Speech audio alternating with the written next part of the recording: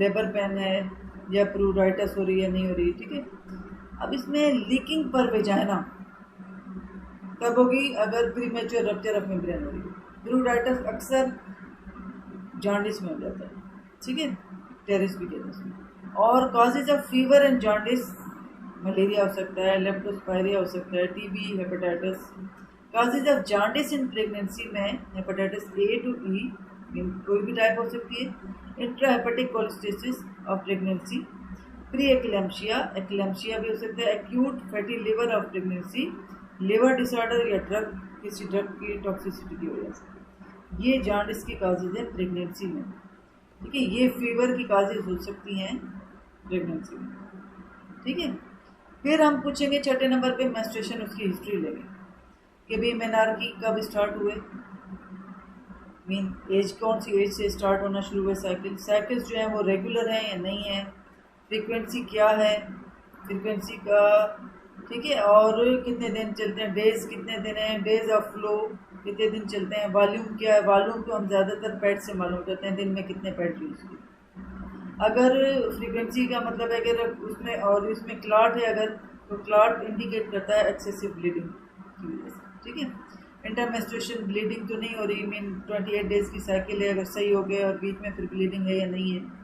LMP यानी abnormality, last menstruation period पूछते हैं, कोई एबनॉर्मलिटी किसी पहले बेबी को तो नहीं हुआ है क्या है, ठीक है। Any use of the OCP oral contraceptive use कभी की है नहीं की, ठीक है। फिर हम नंबर 7 पे उससे सवाल करेंगे marital history, mean number of years of marriage, कितने साल हो गए, कॉन्सेंग्युइनिटी डिग्री, इसका मतलब है ये कॉन्सेंग्युइनिटी डिग्री जो है ये क्या है कि भाई इसको हम डिग्री में इस तरह डिवाइड करते हैं, फर्स्ट सेकंड थर्ड फोर्थ। अगर सिबलिंग में कोई डिफेक्ट है या क्या है, सिबलिंग में डिफेक्टेड है, कोई बहन भाइयों में कोई डिफेक्ट है, तो वो ज़्यादा चांस होते हैं उस बेबी दूसरे बेबी को कि वो भी डिफेक्टेड हो।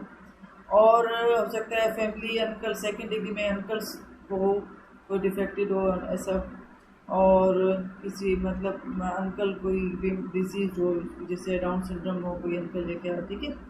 थर्ड डिग्री में कोई कज़न जिसको कोई कंजेनाइटल डिजीज हो, और फोर्थ डिग्री में anyone else in the family से ही कोई, ठीक है। इनफर्टिलिटी जो है either she has gone under treatment और नहीं, ठीक है, क्या किसी ट्रीटमेंट ली है कभी इनफर्टिलिटी की वजह से कभी प्रेगनेंसी नहीं हो रही। 8 नंबर में प्रीवियस ऑब्स्टेट्रिकल हिस्ट्री लेते हैं कि भाई उसमें क्या क्या पूछते हैं, conception, after how many years of marriage, marriage के कितने साल बाद तुम्हें प्रेगनेंसी हो, टाइप क्या है, स्पॉन्टेनियस खुद ही हो गई या कोई इलाज करवाया। हिस्ट्री लेंगे, कोई एंटीबायोटिक हेमरेज मीन प्रेगनेंसी के दौरान कहीं आपको ब्लीडिंग तो नहीं हुई थी, प्री एक्लेम्शिया ब्लड प्रेशर तो नहीं बढ़ा था जिससे फिट्स पड़े, IUGR कोई इंट्राजूट्राइन ग्रोथ रिटार्डेशन तो नहीं हुई अल्ट्रासाउंड के दौरान, जैसे गेस्टेशन डायबिटीज़ तो नहीं हुई प्रेगनेंसी के दौरान। लेबर का पूछेंगे, लेबर खुद ही स्टार्ट हुआ या इंडक्ट करवाया गया, कभी कभी तो पैन खुद ही आ जाते हैं, खुद ही बेबी डिलीवर हो जाता है, कभी कभी नहीं होता, डे पूरी हो जाते हैं, तो इंडक्शन मीन हम ड्रिप में डाल के सिंट्रोसोनिन और सिंट्रोसिनॉन तो हम उसको इंडक्ट करवाते हैं। प्रोलॉन्ग लेबर हो सकता है, डिलीवरी बहुत देर तक ना हुई हो, प्रोलॉन्ग लेबर चला हो लेबर, ठीक है। टाइप ऑफ डिलीवरी किस टाइप की थी, नॉर्मल थी या असिस्टेंट का मतलब वैक्यूम को यूज़ किया हो या कोई ऐसी चीज़ इंस्ट्रूमेंट यूज़ किया हो, या सिजेरियन सेक्शन हुआ है। एपिजियोटमी पूछते हैं कि भाई एपिजियोटमी हुई थी। ब्लड ट्रांसफ्यूजन, ये पहले हिस्ट्री का पूछ रहे हैं ना, कभी ब्लड ट्रांसफ्यूज हुआ, PPH में डिलीवरी के बाद तो मैं ब्लीडिंग हुई, ऐसे पोस्टमार्टम हेमोरेज हुआ, लंबी चली हो। फिर बेबी की हिस्ट्री भी लेते हैं कि भी लाइव बर्थ था, स्टिल बर्थ था, वेट उसका क्या था, एनामली तो कोई नहीं थी, एडमिटेड टू, उसको जब पैदा होने के बाद नियोनेटल ICU में रखा था या नहीं, breast feeding start after birth कब करवाई थी, टाइम कौन सा था, एक्सक्लूसिव का मतलब है 6 महीने तक उसको दी थी या नहीं। अच्छा, प्रेजेंट हेल्थ क्या है बेबी की, वो जो पैदा हुआ था, puerperium sepsis, any fever history up to 6 month, 6 week, sorry इसमें वीक होना चाहिए, ठीक है। अगर परप्यूरम डिलीवरी के 6 वीक के अंदर अंदर कोई टेम्परेचर या परप्यूरल इन्फेक्शन होता है तो उसको हम कहेंगे कि वो परप्यूरल सेप्सिस है। रिमूवल ऑफ कैथीटर, जब कैथीटर कब कितने दिन बाद रिमूव हुआ था, उसी वक्त रिमूव कर दिया था या कब किया था, हो सकता है उससे पता चले कि कोई उसको यूरिनरी प्रॉब्लम आ गए थे या कोई ऐसा प्रॉब्लम आ गया था जिसकी वजह से कैथीटर रिमूव नहीं किया। एंटी डी प्रोफाइलेक्सिस आज ब्लड ग्रुप, जैसे हम मदर ब्लड ग्रुप नेगेटिव हो तो उसको एबार्शन में या पिछली डिलीवरीज में एंटी डी इंजेक्शन लगा या नहीं लगा, कंट्रासेप्शन यूज कर किए थे या नहीं, स्पेसिंग बच्चों में कितना वक्त है। ठीक है, अब प्रीवियस सिजेरियन सेक्शन में हमसे पूछते हैं कि इमरजेंसी में किया था या डॉक्टर ने डेट दी थी, इलेक्टिव में डेट दी गई, भी एक हफ्ते के बाद इस तारीख को आना तो हमारा सिजेरियन सेक्शन करेंगे।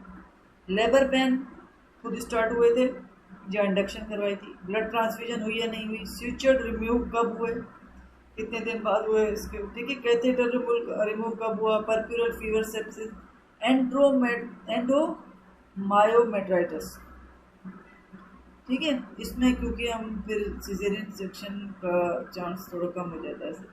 बेबी केप्ट इन एनआईसीयू में रखा या नहीं रखा, ब्रेस्ट फीडिंग स्टार्ट कब करवाई, previous history of the endomyometritis is contraindication for the vaginal birth delivery जो होती है उसमें फिर हम उसको कंट्राइंडिकेशन करते हैं। ठीक है, फिर 9 का स्टिल बर्थ, अगर स्टिल बर्थ है तो टाइम, वीक ऑफ डिलीवरी, कौन से वीक में हुआ था बच्चा, वेट उसका क्या था, लेबर पेन कब स्टार्ट हो गए थे, रीज़न क्या था प्री मैच्योरिटी का, या एनामली थी उस बच्चे को, या पेट में उसकी कोई एबनॉर्मलिटी थी या डेथ हो गई, कार्ड कंप्रेशन तो नहीं हुआ बेबी का, एक्लेम्शिया तो नहीं हुआ था, या गेस्टेशनल डायबिटीज उस दौरान नहीं हुई।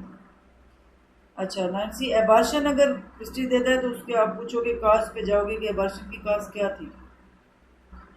ठीक है, पीरियड ऑफ गेस्टेशन कौन से टाइम पे हुआ एबार्शन, हिस्ट्री कोई डीएमसी करवाई थी या कोई प्रोसीजर करवाया था या खुद ही अबार्ट हो गया था। ठीक है, एमटीपी डन वेयर कॉम्प्लिकेशन, ये चलो ये अगर ना भी करो तो चलो ठीक है, लेकिन पर तक ये चीज़ें ज़रूर पूछनी चाहिए। फिर पास्ट हिस्ट्री आप जब उसकी पूछोगे तो पूछोगे सर्जरी कोई मायोमेक्टमी या प्रोलेप्स यूट्रस वगैरह तो नहीं हुआ था जिसकी सर्जरी की गई हो, एपिलेप्सी तो कभी नहीं हुई, ब्लड ट्रांसफ्यूजन हुआ पास में नहीं, या जॉन्डिस हुआ इस दौरान, या ट्यूबरकुलोसिस या सेक्सुअली ट्रांसमिटेड डिजीजेज, कार्डियक या diabetes mellitus, endocrine, thyroid disorder, किसी ड्रग से एलर्जी तो नहीं है। पास्ट पर्सनल हिस्ट्री में आप उससे पूछोगे ऑन एनी मेडिकेशन, कोई लेते हो मेडिकेशन, हो सकता है वो एंटी एंजाइटी ले रही हो या कुछ भी ले रही हो, साइकेट्रिक डिसऑर्डर्स हैं तो स्लीप उसकी कैसी है, एपिटाइट एंड वेट लॉस होता है क्या है, एपिटाइट सही है नहीं, बाउल हैबिट्स क्या हैं, ब्लैडर की हैबिट्स क्या हैं, एडिक्शन किसी ड्रग की, अल्कोहल की या कोई कोकेन वगैरह या। ठीक है, मेडिकल टर्मिनेशन ऑफ प्रेगनेंसी, कभी खुद प्रेगनेंसी को ख़त्म करवाया, जैसे कुछ अपने विलिंग से भी करवाते हैं।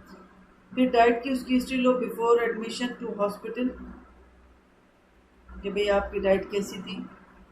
ठीक है, फिर उसके बाद जो है नाउ एज आईपीडी पेशेंट की चेक करो, नॉर्मल इनटेक क्या है उसकी फूड की डाइट हिस्ट्री कैसी है। ठीक है, तो ये हिस्ट्री के बारे में पूछोगे कि ताकि आपको पता चलो कि भाई वो सोशो इकोनॉमिक अगर वीक थी तो फिर उसकी डाइट क्या थी। ठीक है, क्योंकि डाइट सही नहीं होगी तो बेबी की ग्रोथ में इफेक्ट पड़ता है। फैमिली हिस्ट्री क्या थी, फैमिली हिस्ट्री में कोई हाइपरटेंशन तो नहीं था, कोई डायबिटीज़ तो नहीं है, मल्टीपल प्रेगनेंसीज किसी को पहले हो चुकी है फैमिलीज में, या किसी फैमिली के पर कोई ऐसी अनामलीज वाला बच्चा पैदा हुआ है, ट्यूबरकुलोसिस या ब्लीडिंग डिसऑर्डर तो किसी फैमिली में किसी को नहीं है। ठीक है, ये हैं जो मेन हेडिंग है जो हम हिस्ट्री के दौरान पूछते हैं। ठीक है, अब समरी ऑफ हिस्ट्री आनी चाहिए कोई कि भाई एक 35 ईयर्स ओल्ड लेडी थी, ऑब्स्टेट्रिक्स में आई, उसकी पैरा इतनी थी, ग्रेविडा इतनी थी, किस कंप्लेंट से आई। ठीक है, विजाइनल था या पेन, विजाइनल ब्लीडिंग थी या पेन था, फिर उसको किसने केस रिफर्ड किया, विथ कोमोर्बिडिटीज कौन सी थी, हाइपरटेंशन या डायबिटीज मेलाइटिस या अस्थमा या कार्डियक के साथ तो नहीं आई, ये बताना पड़ेगा। और admitted for evaluation, work up करवाया नहीं करवाया, सेल्फ कॉन्फिडेंट है या नहीं है, क्या है, ये थोड़ा सा क्विक हिस्ट्री बतानी पड़ती है। तो ये मेन हेडिंग्स थी जो आपको आनी चाहिए, जो बड़ी बड़ी हेडिंग्स हैं कि भाई ये हिस्ट्री में कहते हैं। ठीक है, थैंक यू।